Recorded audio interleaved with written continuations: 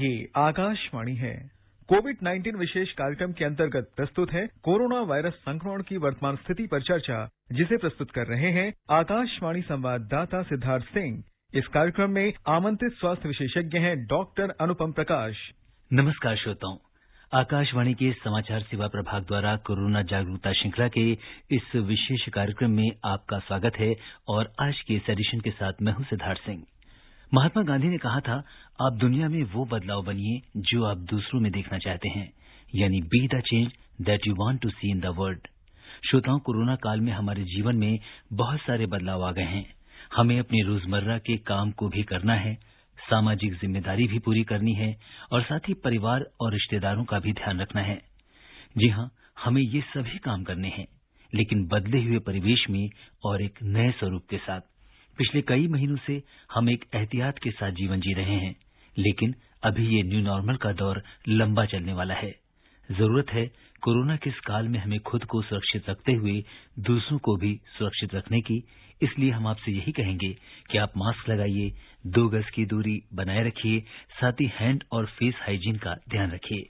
अगर आप इन 3 बचाव के उपायों को अपनाएंगे तो निश्चित तौर पर हम कोरोना की इस जंग को जीत पाएंगे। श्रोताओं, आकाशवाणी पर हमारी यही कोशिश रहती है कि हम आपको सही और सटीक जानकारी दें।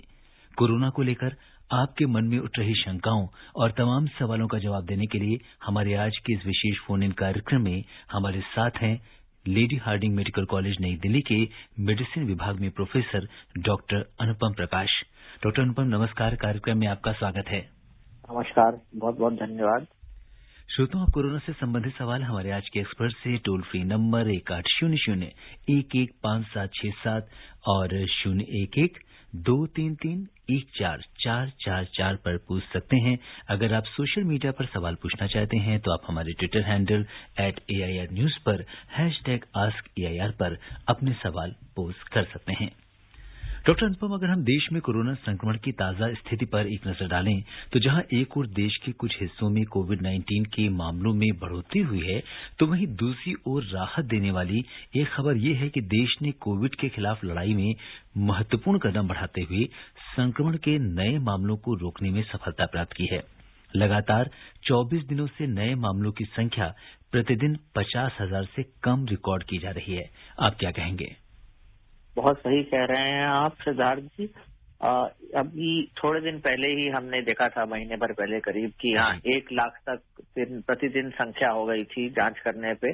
अब ये थोड़ा कम हो गई है, तो मैं कहूंगा कि हाँ इस समय थोड़ा सा काफी जो मानना चाहिए कि हाँ हम पहले से काफी स्थिर हो गए हैं। मैं ये नहीं कहूंगा, क्योंकि कई, जैसे आपने कहा, कई जगह बढ़ रहा है, कई जगह घट रहा है, तो इससे हमें अपनी ढील तो नहीं देनी है बिल्कुल भी। और ये मानना जरूरी है कि हाँ हम एक तरीके से शिखर पे चल रहे हैं और काफी स्थिर हो गई है हमारी जो अभी परिस्थितियां हैं। तो जी बिल्कुल, और जैसा कि कहा जा रहा है कि आने वाले जो 2-3 महीने हैं ये कोरोना की इस जंग में बहुत निर्णायक साबित होंगे, क्योंकि जैसे जैसे ठंड बढ़ रही है वायरस का जो बिहेवियर है वो भी चेंज होगा। बहुत कम जानकारी है इसके बारे में और देश के वैज्ञानिक कोशिश कर रहे हैं कि जल्दी ही इसके बारे में वैक्सीन भी लाई जाए, लेकिन जब तक कुछ पुख्ता इसका इंतजाम नहीं होता तब तक हमें बहुत ज्यादा एहतियात बरतने की जरूरत है। और डॉक्टर अनुपम, बहुत सारे ऐसे बाजार हैं जहां बहुत ज्यादा भीड़भाड़ रहती है और सोशल डिस्टेंसिंग का पालन भी नहीं हो पाता। इसे लेकर स्वास्थ्य मंत्रालय ने बाजारों के लिए कोविड-19 के नए दिशा निर्देश जारी किए हैं। इनमें मास्क न पहनने पर जुर्माना और कम व्यस्त समय में खरीदारी करने पर रियायत देने के प्रावधान शामिल हैं। मंत्रालय की एसओपी में कहा गया है कि कोविड नियंत्रण क्षेत्रों में बाजार बंद ही रहेंगे। दिशा निर्देशों में सुझाव दिया गया है कि यदि किसी क्षेत्र में कोरोना वायरस के मामलों की संख्या बढ़ती है तो वहां बाजार बंद करा दिए जाएं। खाने पीने की वस्तुएं और दूसरे घरेलू सामान की ऑनलाइन बुकिंग से घर पर आपूर्ति कराने की व्यवस्था को बढ़ावा देने की बात कही गई है। तो जिस तरह से संक्रमण के मामले बढ़ते हैं तो इसमें बाजारों की कितनी बड़ी भूमिका होती है और क्या दिशा निर्देश, आप इस पर क्या कहेंगे? सिद्धार्थ जी, आप बहुत सही फरमा रहे हैं। ये एक बहुत जरूरी चीज है कि चाहे बाजार हो, चाहे त्योहार हो, चाहे आजकल शादियों का मौसम शुरू हो गया है, तो भीड़ भाड़ वाले जितने भी इलाके हैं उनमें हमें बहुत संभल के रहना चाहिए। बिल्कुल अति आवश्यक हो तो जाना चाहिए। जो ऑनलाइन आजकल सामान आ जाता है या उस समय बाजार जाएं जिस समय भीड़ भाड़ कम हो। ये बहुत ही जरूरी है। जैसा कि आपने कहा 3 चीजें कि अभी जो अगले 2-3 महीने हैं उनमें बहुत जरूरी है, क्योंकि ये इसलिए जरूरी है, 3 चीजें बहुत इंपॉर्टेंट है। एक चीज की थोड़ा सा हमें री इन्फेक्शन होने के चांसेस हो रहे हैं, दूसरा वैक्सीनेशन आने की संभावना बहुत ज्यादा है, और तीसरा ठंड में जैसा आपने कहा कि दिक्कत होने की संभावना ज्यादा रहती है। तो हमें बहुत बच करके रहना है, बाजारों से तो बहुत दूर रहें जब तक कि बहुत अति आवश्यक ना हो, और कम भीड़ भाड़ वाले समय में जाएं, यही जरूरी है। जी बिल्कुल, जैसा कि डॉक्टर अनुपम आपसे बार बार ये अनुरोध कर रहे हैं कि बाजार में व्यस्त समय में आप जाना अवॉइड करें, और जो पीक आवर्स हैं उसको आप उस समय आप ना जाएं, और इसको एक जो जरूरत का सामान है एक बार में लाने की कोशिश करें ताकि आपको बार बार बाजार ना जाना पड़े। डॉक्टर अनुपम, इसके अलावा गृह मंत्रालय के भी कोविड-19 को लेकर नए दिशा निर्देश आज से प्रभावी हो गए हैं। इन दिशा निर्देशों में कंटेनमेंट जोन्स पर काफी फोकस किया गया है। इसके अलावा जो लोग होम आइसोलेशन में हैं उनके ऊपर भी विशेष निगरानी रखने को कहा गया है। इस दिशा निर्देश के बारे में आप क्या कहेंगे? आप बहुत सही कह रहे हैं। जैसे कि बाजार जो भीड़ भाड़ वाला इलाका है वहां नहीं जाना है, क्योंकि वहां संक्रमण होने का खतरा ज्यादा है। ऐसे ही जो कंटेनमेंट जोन्स हैं जहां पे बहुत ज्यादा देखा जा रहा है कि कोरोना का प्रभाव है, तो उन एरिया से भी, उन क्षेत्रों से भी बाहर निकल करके जाना नहीं है। और जो लोग होम आइसोलेशन पे भी लोग हैं उनको भी घर के अंदर ही रहना चाहिए। उनके यहाँ भी लोग ना जाएं और वो लोग भी बाहर ना जाएं, क्योंकि कई लोग जो बिल्कुल एसिम्प्टोमेटिक हैं, जिनको कोई दिक्कत नहीं है, वो अपने को ठीक महसूस कर रहे हैं और बाहर निकल रहे हैं, जिससे संक्रमण होने का खतरा ज्यादा हो रहा है। तो ये बहुत जरूरी है कि हमें जो है हर समय मास्क पहनना और बाहर नहीं निकलना है अगर अत्यंत आवश्यक नहीं है तो, और बाहर जाएं तो मास्क पहन करके ही जाएं। ये एक बहुत जरूरी चीज है जो बार बार हम लोग दोहरा रहे हैं, आप भी दोहरा रहे हैं, और ये जो है आज की तारीख में अति आवश्यक है अगर हमें संक्रमण को जैसे स्थिर है उसी लेवल पे रखना है या उसको और कम करना है तो। और डॉक्टर अनुपम, प्रधानमंत्री नरेंद्र मोदी ने कहा है कि कोविड वैक्सीन विकसित करने की भारत की जो पहल है वो पूरी दुनिया के लिए बहुत महत्वपूर्ण है। कोविड महामारी के खिलाफ अपनी सफलतापूर्वक लड़ाई के बाद देश अब कोविड के वैक्सीन के उत्पादन और वितरण को लेकर विश्व में एक महत्वपूर्ण भूमिका निभाने के लिए तैयार है। और जैसा कि हमने देखा कि प्रधानमंत्री जी ने अभी कुछ दिनों पहले ही 3 जो शहर थे वहां के वैक्सीन प्लांट्स का दौरा किया। इसके बाद अगले दिन उन्होंने वीडियो कॉन्फ्रेंसिंग के जरिए दूसरी 3 कंपनियों के साथ बातचीत की, और वो लगातार संपर्क में हैं और वो चाह रहे हैं कि जल्दी से जल्दी वैक्सीन आए और सभी देशवासियों को दिया जाए। इसके अलावा नरेंद्र मोदी जी ने भारत को विश्व की एक प्रमुख फार्मेसी के रूप में विकसित करने के लिए वैज्ञानिकों को प्रेरित करने के लिए कहा है। हेलो। हाँ जी डॉक्टर, ये जो है आप बिल्कुल ठीक कह रहे हैं सिद्धार्थ जी। इसका मैं एक दूसरा पहलू भी कहूंगा आपको कि जब प्रधानमंत्री, एक तो पहली चीज है कि देश का कोई भी नेता, कई देशों में हमने देखा है कि कई नेताओं ने ऐसी टिप्पणियां की हैं कि नहीं हमें कोई फर्क नहीं पड़ता, कोविड से कोई जिए मरे, ऐसी चीजें। तो ये जो है प्रधानमंत्री ने कई जो ओकेजन्स हैं और पीरियोडिक इंटरवल्स पे लोगों से बातचीत की, कभी थाली बजाना है, कभी दिया जलाना है, ये सब चीजें करवाया। इससे एक पता चलता है कि प्रधानमंत्री खुद जो है इसमें इन्वॉल्व है। दूसरी चीज ये है कि जब देश का कोई भी नेता, खासतौर से प्रधानमंत्री तो एक बहुत ही शीर्ष स्तर के नेता हो गए, इन कोई भी नेता अगर ऐसी चीजों पे तवज्जो देता है, वैक्सीन जैसी जो वहां बन रही हैं उन संस्था में जाकर के निरीक्षण करता है, दौरा करता है, तो उससे जो जन समुदाय है उस पर एक बहुत ही पॉजिटिव जो है प्रभाव पड़ता है। और दूसरी चीज है, थोड़े दिन पहले प्रधानमंत्री जी ने एक बार ये बात कही थी कि जब हम अपनी क्षमता पूरी कर लेंगे तो हम बाहर भी एक्सपोर्ट करेंगे और बाहर भी देंगे और बाकी देशों की भी मदद करेंगे। ये एक अपने में एक बहुत ही बड़ी उपलब्धि है, मैं कहूंगा, जहां देश अपने लोग, देश जो है विश्व के कई देश अपने स्तर पे अपनी अपनी जान बचाने के लिए सोच रहे हैं, वहां जब भारत के प्रधानमंत्री ये कहते हैं कि हम अपने लोगों के लिए भी करेंगे और बाकी जन समुदाय के लिए, दूसरों के लिए भी करेंगे। ये प्रधानमंत्री जी ने हाइड्रोक्सीक्लोरोक्विन के लिए भी कहा था शुरू में, और अब वैक्सीन के लिए भी कह रहे हैं। ये मैं कहूंगा एक बहुत बड़ी उपलब्धि है और देश के लिए विश्व स्तर पे और देश के सभी नागरिकों के लिए बहुत ही गौरव का बात है। बिल्कुल डॉक्टर अनुपम, जैसा कि प्रधानमंत्री जी कहते रहे हैं कि भारत जो है वैक्सीन प्रोडक्शन का हब है, और अगर हम देखें तो वर्ल्ड वाइड जो वैक्सीन का प्रोडक्शन होता है 70% उसकी जो आपूर्ति है वो हमारा देश करता है। तो पूरी दुनिया की नजरें इस समय हमारे देश पर हैं कि किस तरह से हम जल्दी से जल्दी वैक्सीन का विकास करते हैं, न सिर्फ अपने देश के लिए बल्कि पूरे विश्व के लिए। और इस बीच हमारे साथ बहुत सारे श्रोता हैं जो आपसे सवाल करना चाहते हैं। सबसे पहले हमारे जो पहले कॉलर हैं आज की, जया जी जुड़ चुकी हैं कार्यक्रम से पटियाला से। जया जी नमस्कार, कार्यक्रम में आपका स्वागत है। नमस्कार सिद्धार्थ सर, नमस्कार डॉक्टर साहब। जी जया जी, सवाल पूछिए। मेरा क्वेश्चन है कि सीनियर सिटीजन एंजाइना पेशेंट इनके स्टेंट्स पड़े हुए हैं, उनको कोविड में क्या प्रिकॉशंस देने चाहिए और उनको कैसी डाइट लेनी चाहिए? जी डॉक्टर अनुपम, इस तरह के बहुत सारे लोग हैं जो गंभीर बीमारियों से पीड़ित हैं, और स्पेशली अगर हम देखें जैसा कि इन्होंने कहा कि जो कार्डियक पेशेंट्स हैं, स्टंट वाले पेशेंट हैं, वो कोरोना काल में किस तरह से अपना बचाव करें और किस तरह की डाइट प्लान लें? देखिए, बहुत सही सवाल है और बहुत ही मुश्किल सवाल भी है। मैं कहूँगा जी कि दिल के जो रोगी हैं, दिल के मरीज हैं, उनमें कोरोना का आघात ज्यादा देखा गया है जी और उनमें जटिलताएं भी ज्यादा होती हैं, कॉम्प्लिकेशन ज्यादा होती हैं।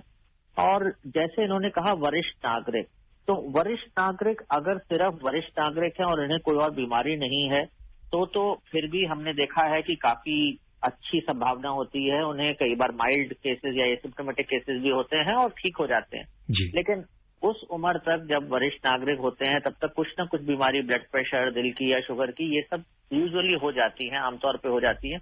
तो उन मरीजों में थोड़ी जटिलताएं ज्यादा देखी जा रही हैं और तकलीफ ज्यादा होती है। तो उसमें दो ही चीजें जरूरी हैं। सबसे पहली चीज है बचाव। तो जैसा कि बताया कि सिद्धार्थ जी ने बताया कि आप 2 गज की दूरी रखिए, मास्क पहनकर रखिए, हाथ धोते रहिए, तो वो सबसे जरूरी है। लेकिन अगर खुदा ना खास्ता हो जाता है अगर आपको कोरोना, तो दूसरी चीज जरूरी है कि अपना एक पल्स ऑक्सीमीटर लेकर के रहें, जो कि लेकर के रखें घर में, और जो कि ऑक्सीजन नापता है, और उससे निरंतर नापते रहें। हर 2 से 4 घंटे पे एक बार नापते रहें। और जब तक सैचुरेशन 95% से ऊपर है तब तक इतनी कोई दिक्कत नहीं है।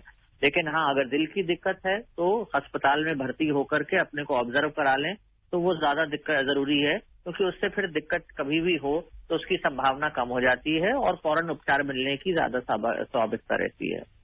डॉक्टर अनुपम, बहुत सारे ऐसे सीनियर सिटीजन हैं जो कोरोना से पीड़ित हैं, और सरकार भी जोर दे रही है कि ऐसे लोग जिनकी उम्र 60 साल से ज्यादा है, उन्हें कोरोना होने पर उनको अस्पताल में रहना चाहिए, डॉक्टर्स की देखरेख में रहना चाहिए। पर बहुत सारे ऐसे लोग हैं जो होम आइसोलेशन चाहते हैं, तो ऐसा किस लिए जरूरी होता है? उन्हें क्यों जाना चाहिए अस्पताल? देखिए, ये एक बहुत ही मुश्किल परिस्थिति है।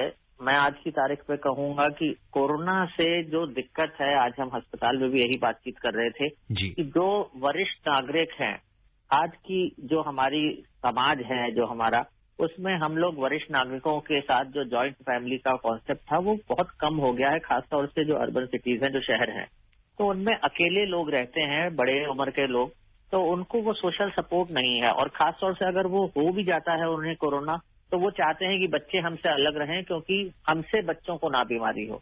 तो उस तरीके से वैसे ही सब अलग हो जाते हैं। और बड़े लोगों में जो है दिल कमजोर हो जाता है और बीमारियां हो जाती हैं। तो अगर कोई बीमारी नहीं भी है तो एकदम से, ये नहीं कि 60-65 साल के लोग और वरिष्ठ नागरिक जो हैं, उनमें एकदम से दिल की गति रुकने की संभावना रहती है। और दूसरी चीज, अगर अकेले रह रहे हैं तो बहुत ही जरूरी है, क्योंकि कोई उनकी निगरानी नहीं कर पाएगा, और अगर कोई दिक्कत हुई तो वो हो सकता है कि किसी को बता ना पाए और फिर अस्पताल तक ना पहुंच पाए। इसलिए जो हम वरिष्ठ नागरिक हैं उनको हम लोग नहीं कहते हैं कि घर पे रहें। और अगर कोई भी और बीमारी होती है या घर में कोई अच्छा आदमी नहीं, कोई और जवान आदमी नहीं होता है जो घर से दफ्तर अस्पताल तक ला पाए, तो उन केसेस में हम बिल्कुल भी अलाउ नहीं करते हैं। जब तक कि बिल्कुल ही ठीक ना हो वरिष्ठ नागरिक, तब तक हम घर में रहने के लिए उन्हें नहीं इजाजत देते हैं। जी। और जो श्रोता हमसे कार्यक्रम में अभी अभी जुड़े हैं, उन्हें हम बता दें कि आज के इस विशेष कार्यक्रम में श्रोताओं के सवालों का जवाब दे रहे हैं लेडी हार्डिंग मेडिकल कॉलेज नई दिल्ली के मेडिसिन विभाग में प्रोफेसर डॉक्टर अनुपम प्रकाश। और हम अगले कॉलर का रुख करते हैं। सबसे पहले बिजनौर से आसिफ चौधरी जी हमारे साथ जुड़ चुके हैं। आसिफ जी नमस्कार। नमस्कार सर, और डॉक्टर साहब को भी नमस्कार।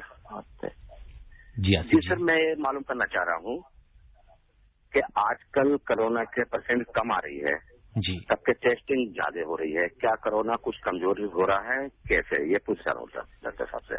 या हमारा मतलब कहने का जो हम परहेज जी, कर रहे हैं, बिल्कुल। मुंह पे मास्क लगा रहे हैं और सोशल डिस्टेंस कर रहे हैं, या जी। ये वजह है? डॉक्टर अनुपम ये कह रहे हैं कि कोरोना के टेस्ट काफी मात्रा में हो रहे हैं, काफी नंबर्स उनके बढ़े हुए हैं, लेकिन इतने ज्यादा टेस्ट होने के बावजूद हमारे जो टोटल नंबर्स हैं, जैसा कि हम कार्यक्रम के शुरू में चर्चा कर रहे थे, उनमें कमी आ रही है। तो क्या ये हम जो एहतियात है उनका पालन कर रहे हैं, दिशा निर्देशों का पालन कर रहे हैं, उसकी वजह से है या क्या कारण है? इसको मैं दो तरीके से कहना चाहूंगा। एक पहली चीज कि जो आप कर रहे हैं, जो आप दिशा निर्देश का पालन कर रहे हैं, उससे बहुत फायदा हो रहा है। मैं ये बहुत जरूरी कहना चाहता हूँ। जो लोग मास्क पहनते हैं, 2 गज की दूरी रखते हैं, हाथ साफ रखते हैं, बाहर कम निकलते हैं, उनका एक बहुत अहम भूमिका है इस कोरोना के स्तर को स्थिर रखने में, कम करने में, और जो जहां बढ़ भी रहा है उस वेग को कम करने में। अगर जितने लोग जो ये प्रिकॉशंस ले रहे हैं, अगर ये सब काम नहीं करें, तो शायद आज की तारीख में जितने आराम से हम टीवी प्रोग्राम करके आराम से सुन पा रहे हैं, वो शायद नहीं कर पा रहे होते। हमारा भी जो विदेश वाले देश हैं, जैसे इटली के और जो बाकी देश हैं, स्पेन वगैरह, जहां इतनी दिक्कतें हुई हैं, शायद हम भी उस परिस्थितियों को जो कभी ना देखना पड़े, वही उस स्थिति में होते हम आज। लेकिन हाँ, अब दूसरा जो आप कह रहे हैं कि ये कम हो रहा है और टेस्टिंग ज्यादा हो रही है, तो इनमें टेस्टिंग कई तरीके की होती है। जो रेट कम हो रहा है, इससे मैं ये बिल्कुल नहीं कहना चाहूंगा, मैसेज ये नहीं देना चाहता कि हम अपना जो प्रिकॉशन ले रहे हैं जी, वो हम उसका जरा भी, रत्ती भर भी हम उसे कम करें। बहुत जरूरी है कि आज की तारीख में अगर आपको लग रहा है कि ये कम हो गया, जैसा कि सिद्धार्थ जी ने भी कहा कि 1 लाख पहले था और अब 50,000 से कम निरंतर 24 दिन से चल रहा है, तो उस स्थिति में बहुत जरूरी है कि हम अभी और ज्यादा एक्सरसाइज करें, प्रिकॉशन, जिससे कि हम इसको और कम कर सके। हम इसमें जरा सी भी जो है ढील नहीं चाहते हैं, इसको निरंतर बरकरार रखना ही पड़ेगा। तो नंबर्स के कम होते हुए कोई ये नहीं समझे कि कोरोना कम हो रहा है। कई जगह बढ़ रहा है और ये घूम फिर करके वापस भी आ सकता है। इसलिए अभी बहुत जरूरी है कि हम अपने प्रिकॉशन जो है, जो बचाव के तरीके हैं, उनको अपनाए रहें और उसके साथ ही काम करें और अपने जीवन शैली उस तरीके से अपनाएं।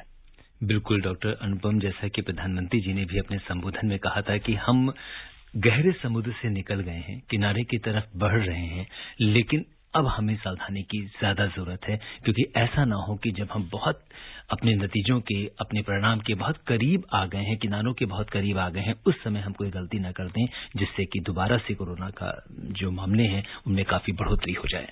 और इस बीच हमारी रेगुलर कॉलर रिंकी तिवारी जी बलरामपुर से जुड़ चुकी हैं हमारे साथ। रिंकी जी नमस्कार, कार्यक्रम में आपका स्वागत है।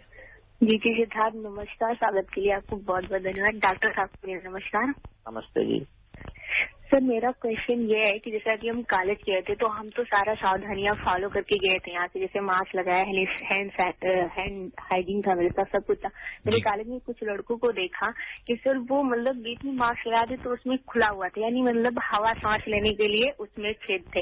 तो सर क्या इससे कोरोना इफेक्ट होने से बचाता है या फिर कोरोना होने के चांस रहते? क्योंकि आप तो बताते हैं ना कोरोना हवा में भी पाया जाता है, तो सर ये सही है या गलती क्या है, प्लीज बताए। थैंक यू जी। डॉक्टर अनुपम मास्क लगाते हैं लेकिन मास्क में छेद कर लेते हैं ताकि हवा जो है उसमें जाती रहे, तो ये तो मामला कुछ गड़बड़ हो गया। हाँ बिल्कुल सही कह रहे हैं सिद्धार्थ जी, मामला थोड़ा नहीं बहुत गड़बड़ है। देखिए, मास्क का एक काम ये है कि वो हवा आने दे छलनी की तरह, लेकिन हवा के साथ जो ये कोरोना वायरस है ये हमारे थूक से बाहर निकलता है। तो अगर हम खांसते हैं, छींकते हैं या फिर बोलते हैं, तो बोलते समय जब हम कुछ बोल रहे होते हैं या छींकते समय जो हमारे अंदर से सांस के साथ या खांसने के साथ जो एक ड्रॉपलेट्स होती हैं, पानी की बूंदें जो है अंदर से जो निकलती हैं, वो जो है कोरोना के कीटाणुओं को लेकर के जाती हैं। तो ऐसे चलती हवा में नहीं होता है, लेकिन जब आप बोल रहे होते हैं, इसीलिए कई बार जब मजबूरन आप किसी से बात भी कर रहे होते हैं तो ये कहा जाता है, या किसी के बगल में आप बैठे भी हैं तो ये कहा जाता है कि आप बिल्कुल आमने सामने नहीं बैठिए जी। अगर आपका मुंह सामने की तरफ है तो आपके साथ जो बैठा है उसका मुंह आपकी तरफ ना हो, वो डायगनली के टेढ़े बैठे, जिससे कि दोनों या तो साथ बैठे थोड़ी दूर करके, जिससे कि सामने की तरफ निकले, तो एक दूसरे कहीं गलती से छींक आ भी जाए तो आपके ऊपर ना गिरे। तो मास्क में अगर आप छेद कर लेंगे तो बोलते समय, छींकते समय ये जो है आपका बचाव नहीं हो सकता है। तो जो ये कर रहे हैं वो खुद को भी खतरे में डाल रहे हैं, क्योंकि ऐसे में अगर सामने छेद है और सामने से किसी ने छींका तो ये बहुत सूक्ष्म बूंदें होती हैं, ये ऐसी दिखती नहीं है कि आपको पानी की बूंद निकलती दिखेगी मुंह से। जी, तो ये सूक्ष्म बूंदें होती हैं, ये आपको उसमें से निकल जाएंगी तो आपको पता नहीं चलेगा, तो छेद बिल्कुल नहीं होना चाहिए। जी, और डॉक्टर अनुपम, कई बार ये भी देखा जाता है कि कई सारे लोग ऐसे होते हैं जो छींकते समय या खांसते समय मास्क को नीचे कर देते हैं ताकि उनका मास्क गंदा ना हो जाए। तो इसके लिए भी बहुत एटिकेट्स की जरूरत है। अगर आपको छींकना है तो किस तरीके से, इसके क्या दिशा निर्देश है कि कोहनी के अंदर हमें किस तरीके से करना है? हाँ, तो जो अगर मास्क हटा हुआ है तो अपना मुंह बगल में करके अपने कंधे या कोहनी आगे करके उसमें आप कर लीजिए, छींक लीजिए। लेकिन अगर मास्क पहना हुआ है तो छींकते खाते समय मास्क ना उतारें और मास्क के अंदर ही छींकें, उसके बाद भले ही अपना मास्क फेंक दें और दूसरा मास्क ले लें। ये बहुत जरूरी है, क्योंकि मास्क आपकी सांस से, छींक को, इसको प्रोटेक्शन इसी से है। अगर आप वो मास्क हटा करके छींकेंगे तो आपने सारा संक्रमण फैला दिया। ये कोरोना के लिए नहीं, बाकी बीमारियों के लिए भी है। हमें छींकते समय अपनी कोहनी या अपने कंधे की तरफ मुंह करके उसमें छींकना चाहिए, जिससे कि हमारे हाथ में बिल्कुल ना लगे, और हमारे कपड़ों में लगे तो वो थोड़ी देर में धूप से और धुलने के बाद वो साफ हो जाएगा, इसलिए। और हमारे अगले कॉलर हैं बाड़मेर से बजरंग हुड्डा जी। हेलो बजरंग जी, नमस्कार। हेलो जी बजरंग जी, नमस्कार। कार्यक्रम में आपका स्वागत है, अपना सवाल पूछिए। नमस्कार जी। सर, मेरा ये सवाल था जी। सर, जो सैनिटाइज है इससे अपन हाथ धोते हैं, बार बार हाथ धोने से अपने शरीर की जो स्किन होती है वो ज्यादा खराब नहीं होगी क्या? जी, डॉक्टर अनुपम ये कह रहे हैं कि ज्यादा सैनिटाइज करने से और बार बार हाथ धोने से क्या हाथों की त्वचा के ऊपर कोई विपरीत प्रभाव पड़ता है? बिल्कुल सही बात है। अगर आप बार बार सैनिटाइजर इस्तेमाल करते हैं तो त्वचा के ऊपर विपरीत प्रभाव पड़ता है, ये तो बिल्कुल सही है। इसमें इसीलिए कहा जाता है कि सैनिटाइजर आप अपने पास रखिए, और जहां आपके पास साबुन और पानी नहीं है धोने के लिए, वहां आप सैनिटाइजर इस्तेमाल करिए।